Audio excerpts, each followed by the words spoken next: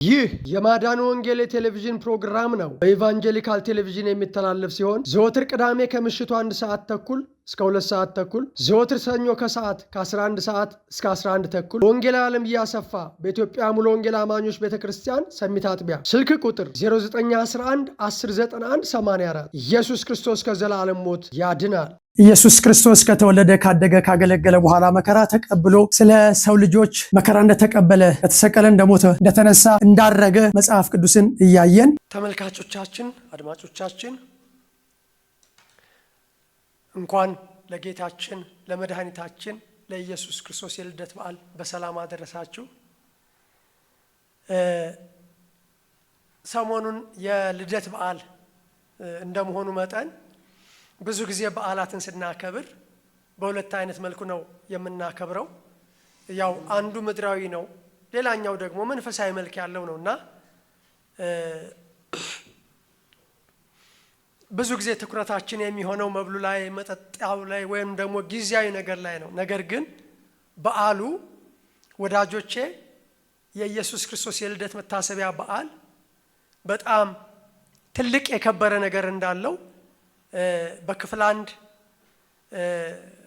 ኢሳይያስ 7:14 ላይ እንደገና 9:6 ላይ አይተናል እና ስለዚህ ጌታ ራሱ ምልክት ይሰጣችኋል፣ እነሆ ድንግል ትጸንሳለች፣ ወንድ ልጅም ትወልዳለች፣ ስሙንም አማኑኤል ብላ ትጠራዋለች ይላል። እንግዲህ የመጀመሪያው ኢሳይያስ 7:14 ላይ ነው የሚጀምረው የክርስቶስ ኢየሱስ ልደት። እንዲሁ ደግሞ ማቴዎስ ምዕራፍ 1 ላይ የክርስቶስ ኢየሱስ ልደት ይህ ነበር ይላል። ምን ነበረ? ማርያም ለዮሴፍ እንደታጨች የጸነሰችው ከመንፈስ ቅዱስ እንደሆነ መልአኩ እንደነገረው፣ ዮሴፍ ጻድቅ ስለነበረ በሰርጉ ሊጠዋት እንዴት እንዳሰበ በክፍል 1 አይተናል እና እጮኛህን ማርያምን ለመውሰድ አትፍራ፣ የጸነሰችው ከመንፈስ ቅዱስ ነው ብሎ እንዳለው፣ ወንድ ልጅ ትወልዳለች፣ ስሙንም ኢየሱስ ትለዋለች፣ ሕዝቡን ከኃጢአታቸው ያድናቸዋል። ስለዚህ የክርስቶስ ኢየሱስን ልደት መታሰቢያ ስናስብ አንድ ትልቅ ዓላማ አለው። እሱም ኢየሱስ ክርስቶስ ለምን ሰው ሆነ? ኢየሱስ ክርስቶስ ለምን ተወለደ? ኢየሱስ ክርስቶስ ለምን ተገለጠ? ቴዎፋኒ የሚል ትርጉም እንዳለው ካሁን በፊት አይተናል። ቴዎስ እግዚአብሔር ነው፣ ፋኒ ደግሞ መገለጥ ነው። ኢየሱስ ክርስቶስ የተገለጠ እግዚአብሔር ነው ብለን እሱን አይተናል እና ኢሳይያስ 7ን ኢሳይያስ 9ን አይተን ማቴዎስ ምዕራፍ 1ን ደግሞ አይተናል። ይሄ የሆነበት ምክንያት አማኑኤል የተባለ ይፈጸም ዘንድ ነው። ሁለተኛው ዓላማው እግዚአብሔር ከኛ ጋር የሚል ነው። ስለዚህ ኢየሱስ ክርስቶስ የተወለደው እግዚአብሔር ከኛ ጋር እንዲሆን ነው። አሁን እግዚአብሔር ካንተ ጋር ነው ወይ ካንቺ ጋር ነው ወይ? እሱ መልስ የሚሻ ጉዳይ እንደሆነ በክፍል 1 አይተናል። እሱ ብቻ አይደለም። ኢየሱስ ክርስቶስ ለምን ተገለጠ? የዲያብሎስን ስራ ሊያፈርስ እግዚአብሔር ልጅ ተገለጠ። ኢየሱስ ክርስቶስ ለምን ተወለደ? ለእውነት ሊመሰክር ተወለደ። ስለዚህ ኢየሱስ ክርስቶስ የተወለደበት ልደቱን የምናከብርበት ትልቅ ዓላማ እንዳለው አይተናል። ወዳጆቼ የእግዚአብሔር መንፈስ በእኔ ላይ ነው፣ ለድሆች ወንጌልን ሰብክ ዘንድ ቀብቶኛል እንዳለ፣ የሚቀባ ሰው እንደሆነ፣ ኢየሱስ ክርስቶስ የእግዚአብሔር ልጅ እንደሆነ፣ ኢየሱስ ክርስቶስ የሰው ልጅ እንደሆነ በብዙ ማስረጃ ብዙዎቹን አይተናቸዋል። ዛሬ ደግሞ አሁን በዚህ ሰዓት የምናየው ልደቱን በሚመለከት ሉቃስ ምዕራፍ 2 ነው። እንደምታውቁት ሉቃስ ምዕራፍ 2 በዚያም ወራት ዓለም ሁሉ እንዲጻፍ ከአውግስጦስ ቄሳር ትእዛዝ ወጣ። ቀሬኔዎስ በሶርያ ሀገር ገዥ በነበረ ጊዜ ይህ የመጀመሪያ ጽሕፈት ሆነ። ሁሉም እያንዳንዱ ይጻፍ ዘንድ ወደ ከተማ ሄደ። ዮሴፍም ደግሞ ከዳዊት ቤትና ወገን ስለነበረ ከገሊላ ከናዝሬት ከተማ ተነስቶ ቤተልሔም ወደምትባል ወደ ዳዊት ከተማ ወደ ይሁዳ ጸንሳ ከነበረች ከጮኛው ከማርያም ጋር ይጻፍ ዘንድ ወጣ ይላል። መጣ። በዚያም ሳሉ የመውለጃዋ ወራት ደረሰ። የበኩር ልጇንም ወለደች። በመጠቅለያም ጠቀለለችው። በእንግዶችም ማደሪያ ስፍራ ስላልነበራቸው በግርግም አስተኛችሁ ይላል። በዚያም ምድር መንጋቸውን በሌሊት ሲጠብቁ በሜዳ ያደሩ እረኞች ነበሩ። ማቴዎስ ምዕራፍ 2 ላይ 70 ሰገል ይላቸዋል። ኮከቡን አይተው በኮከብ እየተመሩ እንዴት እንደሄዱ ከሄሮድስ ጋር የነበረውን ታሪክ ማቴዎስ 2 ላይ ይዘግበዋል። አሁን ሉቃስ 2 ላይ ደግሞ ያለው መንጋቸውን በሌሊት ሲጠብቁ በሜዳ ያደሩ እረኞች ነበሩ ይለዋል። ይሄንን ብዙ ጊዜ ሕፃናት ገጸ ባህሪውን ወክለው ሲጫወቱት ብዙዎቻችሁ ታውቃላችሁ። አሁንም እንደዚሁ ይደረጋል። ጥሩ ስዕል ነው። የጌታ መልአክ ወደ እነሱ ቀረበ፣ የጌታ ክብርም በዙሪያቸው አበራ ይላል። ወዳጆቼ ዛሬ በዚህ ሰዓት አንድ ትልቅ አስደናቂ ነገር የእግዚአብሔር ክብር ልደቱን በመናከብር ሁሉ ላይ በኢትዮጵያውያን ላይ በአፍሪካውያን ላይ በዓለም ሁሉ ላይ በሚሰሙና በሚያዩ ሁሉ ላይ የእግዚአብሔር ክብር በእናንተ ላይ እንዲያበራ በእኔ ላይ እንዲያበራ ጸልያለሁ። ደግሞ የጌታ ክብር ያበራል ወዳጆቼ። የጌታም ክብር የጌታም መልአክ ወደ እነርሱ ቀረበ፣ የጌታ ክብርም በዙሪያቸው አበራ፣ ታላቅ ፍርሃት ፈሩ ይላል። ወዳጆቼ አንዱ ሁለቱ ዓላማ የተነጋገርነው በክፍል 1 አሁንም የምንነጋገረው የክርስቶስ ኢየሱስ የመወለዱ ዓላማ ሰው የመሆኑ ዓላማ ምን እንደሆነ ባጭሩ አይተናል። የኔና የናንተ ድርሻ ምንድነው? ትልቁ ትኩረት በዓሉን ስናከብር ምን ሊሆን ይገባል የሚለው ነው። ታላቅ ፍርሃት ፈሩ። መልአኩም እንዲህ አላቸው፣ እነሆ ለሕዝብ ሁሉ የሚሆን ታላቅ ደስታ የምስራች እነግራችኋለሁና አትፍሩ። ምን እነግራችኋለሁ? ታላቅ የምስራች እነግራችኋለሁ። ወዳጆቼ የምስራች ምንድነው? ዛሬ ከዚህ ከጽዮን ከተማ ሰራዊት የወንጌል አገልግሎት ቤተ ክርስቲያን ታላቅ የምስራች እነግራችኋለሁ። ዛሬ መልአኩ የለም። ዛሬ ኮከቡ አይደለም የሚመራል። ዛሬ ሕያው የሆነ ይሄ የእግዚአብሔር ቃል ነው የሚመራል። ታላቅ ደስታ የምስራች እነግራችኋለሁና አትፍሩ። ምንድነው የመጀመሪያው ይሄ የምስራች? ኢሳይያስ ምዕራፍ 40 ላይ እንዲህ ይላል፣ የምስራች የምትነግሪ ጽዮን ሆይ፣ የምስራች የምትነግሩ አገልጋዮች ሆይ ከፍ ወዳለ ተራራ ውጪ። ለምንድነው ተራራ ላይ የምትወጣው? የምስራች የሚነገረው ተራራ ላይ ነው ወዳጆች። የምስራች የምትነግሪ ኢየሩሳሌም ሆይ ተነሺ፣ አትፍሪ፣ አንሺ፣ ድምፅሽንም ከፍ አድርጊ፣ እነሆ አምላካችሁ ብለሽ ንገሪ። ስለዚህ የምስራች ማለት በግሪክ ዩአንጌሊዮን ማለት ነው፣ ወንጌል ነው። የምስራች ማለት የምስራች በአማርኛ ነው፣ የምስራች በግዕዝ ነው። በግሪክ ዩአንጌሊዮን ወይም ደግሞ ወንጌል ማለት ነው የምስራች ማለት። የምስራች የምትነግሪ ጽዮን ሆይ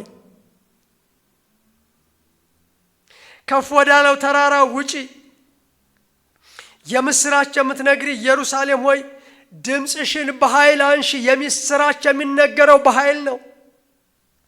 አንሺ፣ አትፍሪ። አትፍሩ አይደል ያላቸው መልአኩ? ለይሁዳ ከተሞች እነሆ አምላካችሁ ብለሽ ንገሪ።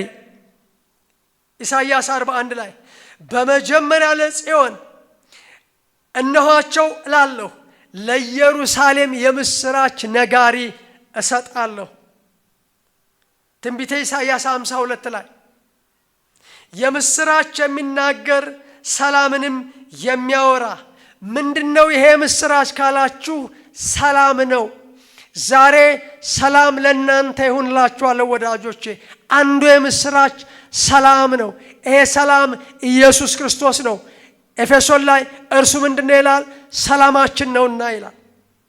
የምስራች የሚናገር ሰላምንም የሚያወራ የመልካምንም ወሬ የምስራች የሚናገር ሁለት ጊዜ የምስራች የሚለውን ይደግመዋል። የምስራች የሚናገር ሰላምንም የሚያወራ የመልካምን ወሬ። ይሄ የምስራች ጉድ ኒውስ ነው፣ መልካም ዜና ነው። የመልካምን ወሬ የምስራች የሚናገር መድኃኒትንም የሚያወራ በክፍል 1 እንዳልኩት አሁንም እንደምለው ወንድ ልጅ ትወልጃለሽ ስሙንም ኢየሱስ ትለዋለሽ ሕዝቡን ከኃጢአታቸው ያድናቸዋል እንደሚል መድኃኒትን እንደሚያወራ ሰላምን የሚያወራ ይሄ የምስራች መድኃኒት ነው። መድኃኒት ደግሞ ኢየሱስ ክርስቶስ ነው። የምን መድኃኒት ነው? የኃጢአት መድኃኒት ነው። የምን መድኃኒት ነው? የሰይጣን መድኃኒት ነው። ከጨለማው ስልጣን የሚያድን ነው። የምን መድኃኒት ነው? ከበሽታ የሚያድን ነው። መድኃኒትንም የሚያወራ ጽዮንንም አምላክሽ ነግሷል የሚል ሰው እግር በተራሮች ላይ እጅግ ያማረ ነው ይላል ትንቢተ ኢዩኤል 2። እንዲህም ይሆናል የእግዚአብሔርን ስም የሚጠራ ሁሉ ይድናል። ሮሜ 10 ላይ እግዚአብሔርም እንደተናገረ በጽዮን ተራራ በኢየሩሳሌም መድኃኒት ይገኛል። ደግሞ እግዚአብሔር የጠራቸው የምስራች የሚሰበክላቸው ይገኛሉ። የምስራች በሀገራችን ምስር ብላ ይላል። አንዳንዶች ደግሞ ምስራቹ ላንተ የሚመለስ ይላሉ። ምንድነው ይሄ ምስራች ይላሉ? ይሄ የምስራች ኢየሱስ ክርስቶስ ነው።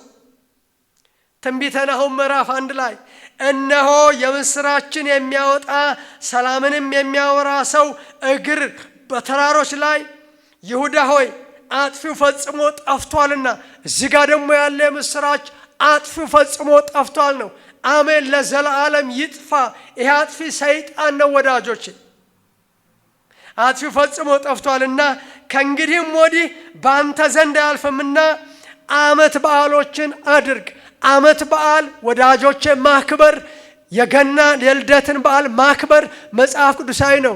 የኢየሱስ ክርስቶስ ልደት በዓል እንዲህ ነው ይላልና አጥፊው ፈጽሞ ጠፍቷልና ከእንግዲህም ወዲህ በአንተ ዘንድ አያልፍምና ዓመት በዓሎችን አድርግ፣ ስለቶችን ክፈል። ኤፌሶን 2 ላይ ወጥቶም ርቃችሁ ለነበራችሁ ለእናንተ ሰላምን ቀርበው ለነበሩትም ሰላምን የምስራች ብሎ ሰበከ። ወዳጆች ዛሬ የምስራች ቀን ነው። ሁለተኛ ነገሥት 7:9 ላይ እነዛ ለምጻሞች ወደ በከተማ ብንገባ ይገሉናል፣ ለምጻሞች ነን፣ ኃጢአት ነው። ወደ ጠላት ሰፈርም ብንሄድ ይገሉናል፣ ጦርነት ነው። እዚህም ብንቆይ ረሃብ ይገለናል ብለው ወዳጆቼ ነገር ግን ወደ ጠላት ሰፈር ሄዱ። እግዚአብሔር ብዙ ኮቴ ድምፅ አደረገላቸው እና ምርኮን ከተካፈሉ በኋላ እንዲህ አሉ፣ ዛሬ የመልካም የምስራች ቀን ነው። ርዕሴ ዛሬ የመልካም የምስራች ቀን ነው የሚል ነው። ወዳጆቼ ይሄ የልደት ቀን የመልካም የምስራች ቀን ነው። እነሱ እንዲተባባሉ ዝም ብለናል፣ መልካም አላደረግንም። ወዳጆቼ ይሄንን የምስራች የኢየሱስ ክርስቶስን መወለድ የምስራች የማትናገሩ ዝም ያላችሁ ሰዎች መልካም አላደረጋችሁም፣ ተጠያቂዎችም ደግሞ ናችሁ። ዝም ብለናል፣ መልካም አላደረግም። ኑ እንሂድና ወደ ከተማ ለንጉሥ እንናገር። ለምን? ዛሬ መልካም የምስራች ቀን ነው። ኤፌሶን 2 መጥቶ ርቃችሁ ለነበራችሁ ለእናንተ ሰላምን ቀርበው ለነበሩትም ሰላምን የምስራች ብሎ ሰበከ። ይሄ ሰላም ኢየሱስ ክርስቶስ ስለሆነ አንደኛ ተሰሎንቄ ምዕራፍ 3 ላይ አሁን ግን ጢሞቴዎስ ከእናንተ ዘንድ ወደ እኛ መጥቶ ስለ እምነታችሁና ስለ ፍቅራችሁ የምስራች ብሎ ነገረን። ዕብራውያን 4 ላይ ለእንደዚያ ደግሞ እንደተነገረ ለእኛ የምስራች ተሰብኮልናልና፣ የምስራች ተሰብኮልናልና ጳውሎስ ነው የሚለው ለዕብራውያን ሰዎች። ለእኛ የምስራች ተሰብኮልናልና ዳሩ ግን የሰሙት ቃል ከሰሚዎቹ ጋር በእምነት ስላልተዋሃደ አልጠቀማቸውም። ይሄ የምስራች ኢየሱስ ክርስቶስ ከሰሚዎቹ ጋር ሊዋሃድ ይገባል። እንግዲህ አንዳንዶች በዚያ እንዲገቡ ስለቀሩ ቀድሞ የምስራች የተሰበከላቸው ባለመታዘዝ ጠንቅ ስላልገቡ የምስራች መልስ ይጠይቃል። ወዳጆቼ የምስራች መልስ ይፈልጋል። ዛሬ ከናንተ መልስ ይጠበቃል። መታዘዝ ዮሐንስ ራእይ 10 ላይ ወደፊት አይዘገይም፣ ዳሩ ግን ሰባተኛው መልአክ ሊነፋ ባለው ጊዜ ድምፁም በሚሰማበት ዘመን ለባሪያዎቹ ለነቢያት የምስራች እንደሰበከላቸው የእግዚአብሔር ምስጢር ይፈጸማል አለ ይላል። ስለዚህ ሉቃስ 2 ላይ መልአኩም እንዲህ አላቸው፣ እነሆ ለሕዝብ ሁሉ የምስራች ታላቅ ደስታ የምስራች ነግራችኋለሁና አለ ይላል። በዚህ በክርስቶስ ኢየሱስ ልደት መታሰቢያ መልአኩ የምስራች እንዳበሰራቸው እኔም ደግሞ ኢየሱስ ክርስቶስን የምስራች አበስርላችኋለሁ።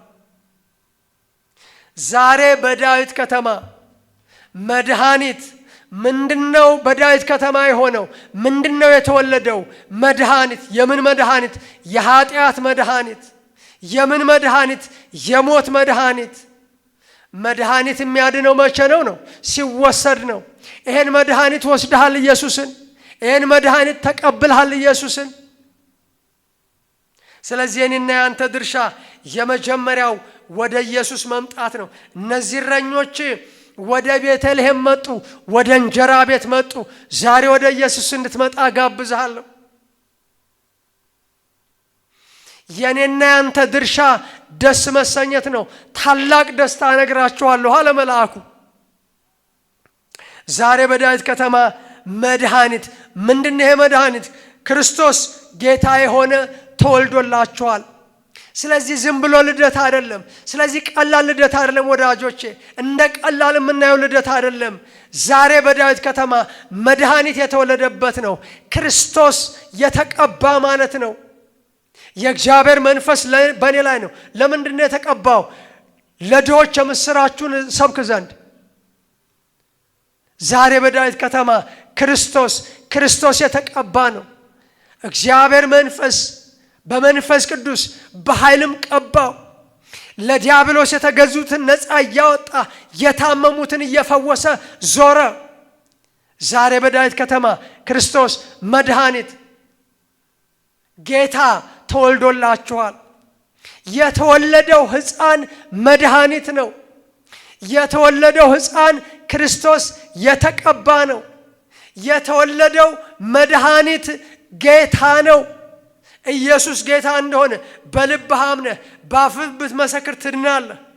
የጌታን ስም የሚጠራ ይድናል። በብሉይ ኪዳን በአዲስ ኪዳን ጌታ ተብሎ የተባለው ኢየሱስ ክርስቶስ በብሉይ ኪዳን እግዚአብሔር እንደሆነ ብዙ ቦታ ተጠቅሷል።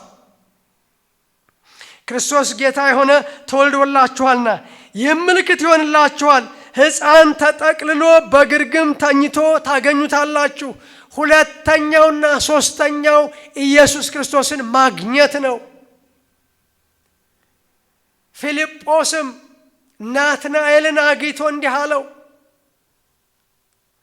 ሙሴ በሕግ ነቢያትም ስለ እርሱ የጻፉትን ኢየሱስ ክርስቶስን አግኝተነዋል አለ።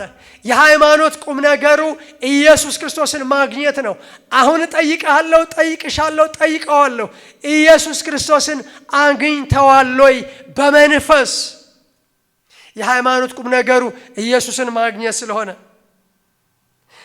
ሕፃን ተጠቅልሎ በግርግም ተኝቶ ታገኛላችሁ። ወዳጆቼ አገኙት። የኔና ያንተ ድርሻ በዚህ በዓል ላይ ኢየሱስን ማግኘት ነው። ይሁንልህ። አሁን የምንሰብከው ኢየሱስን እንድታገኝ ነው። ድንገትም ብዙ የሰማይ ሰራዊት ከመልአኩ ጋር ነበሩ፣ እግዚአብሔርንም እያመሰገኑ ይላል። የኔና ያንተ ድርሻ እግዚአብሔርን ማመስገን ነው። በዚህ በዓል ላይ ስለተወለደው መድኃኒት ክርስቶስ ጌታ ልናመሰግን ይገባል። እያመሰገኑ ክብር ለእግዚአብሔር በአርያም ይሆናሉ ይላል። ከማመስገን ቀጥሎ ለእግዚአብሔር ክብርን መስጠት ነው። ክብርን እየሰጠህ ነው ወይ የምታከብረው ወዳጄ? በመንፈስ እያመለክ እያከበርክ ነው ወይ? ክብር ለእግዚአብሔር በአርያም ይሁን፣ ሰላምም በምድር ለሰው በጎ ፈቃድ አሉ።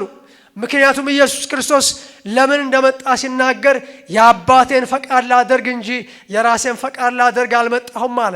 አንዱ ኢየሱስ የሆነው የእግዚአብሔርን ፈቃድ ለማድረግ ስለሆነ መላእክትም ከእነርሱ ተለይተው ወደ ሰማይ በወጡ ጊዜ እረኞቹ እርስ በርሳቸው እንግዲህ እስከ ቤተልሔም ድረስ እንሂድ።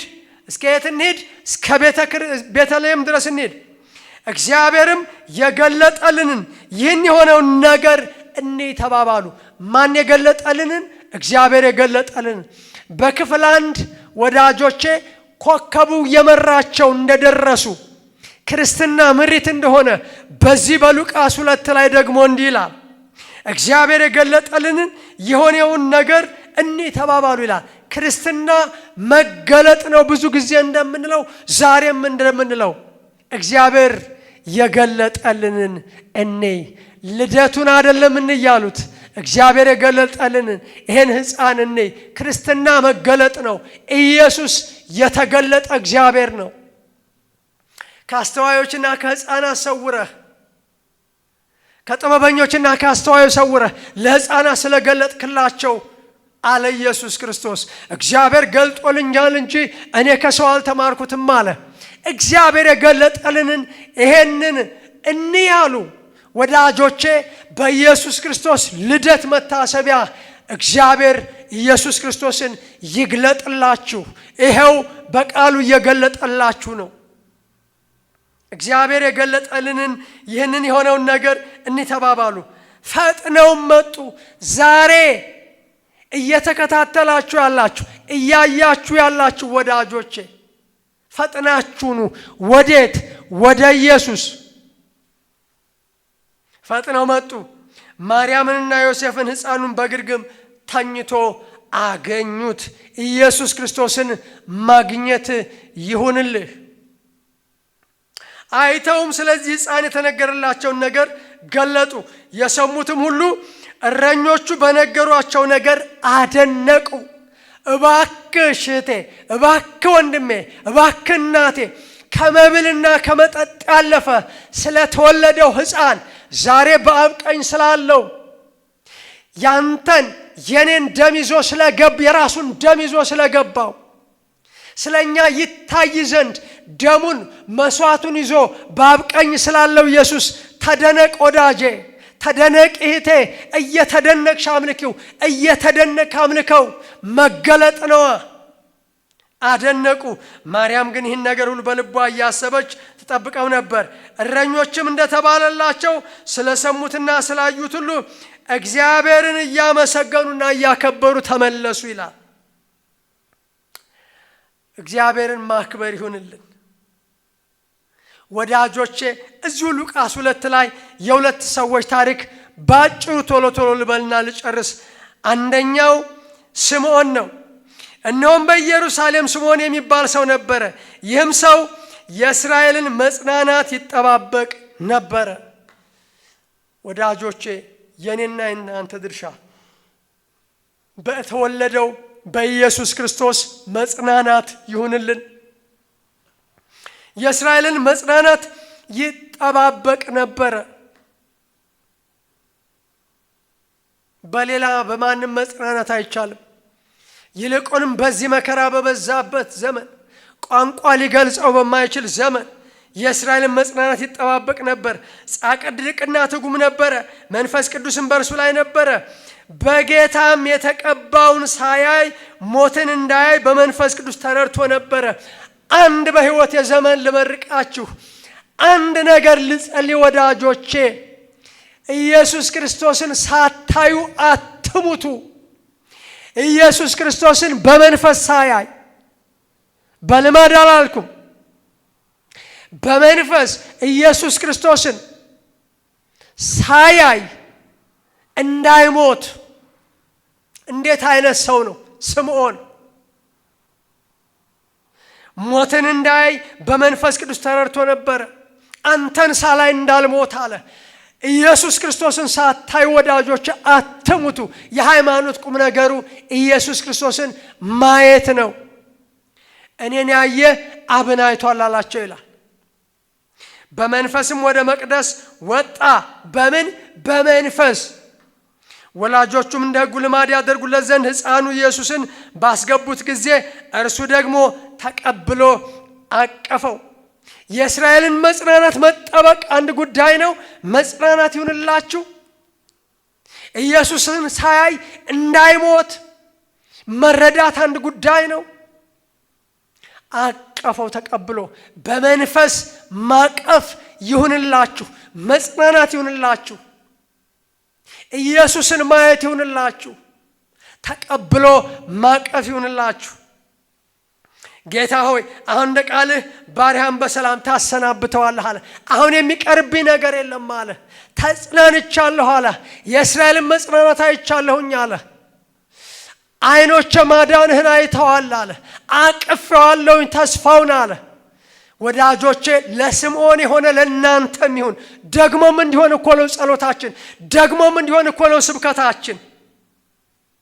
ዓይኖቼ በሰዎች ሁሉ ፊት ያዘጋጀኸውን ማዳንህን አይተዋልና።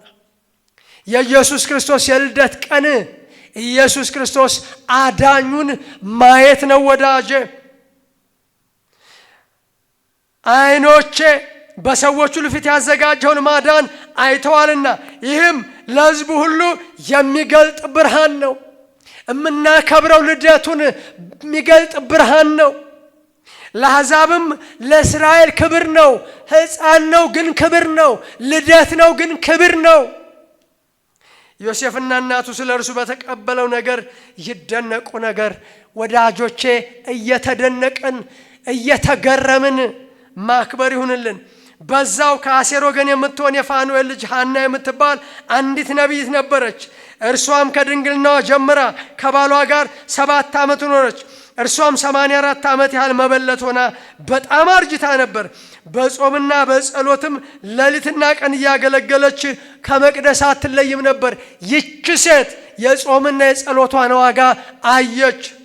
በዚያችም ሰዓት ቀርባ እግዚአብሔርን አመሰገነች። ለምን? ሕፃኑን ኢየሱስን አየችዋ። የኢየሩሳሌምን ቤዛ ለሚጠባበቁ፣ የእሷ ደግሞ ልዩነት የኢየሩሳሌምን ቤዛ ለሚጠባበቁ። ስምዖን ዓይኖቼ ለእስራኤል ያዘጋጀውን ማዳን ነው። እሷ ደግሞ ቤዛነቱን ነው የምትጠባበቀው። ስለዚህ ወዳጆቼ ይሄ ሕፃን ቤዛ ነው። ይሄ ሕፃን መድኃኒት ነው። የኢየሩሳሌምን ለሚጠባበቁ ሁሉ ስለ እርሱ ትናገር ነበር ይላል። የስምዖን ዕጣ ፈንታ ይድረሳችሁ። የሐና ዕጣ ፈንታ ይድረሳችሁ። ደህንነት ማለት ይሄ ስለሆነ ከኔ ጋር እንጸልያለን። እግዚአብሔር ሆይ የተወለድክበት ዓላማ ገብቶኛል። ለእኔ ነው የተወለድከው። የእኔ ነህ። አልፈራም። ይህንን የምስራች ሰምቻለሁ። አሁን ንስሐ ገባለሁ። ይህንን ጌታ እቀበላለሁ። ይሄ መለኮታዊ ጥሪ ነው። ኃጢአቴን ይቅር በለኝ።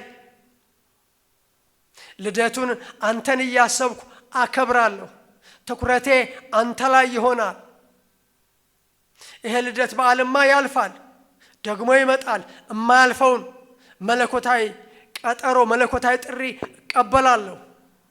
በኢየሱስ ክርስቶስ ስም አሜን። ስላደመጣችሁኝ አመሰግናለሁ። መልካም በዓል ይሁንላችሁ በጌታ በኢየሱስ ክርስቶስ ስም።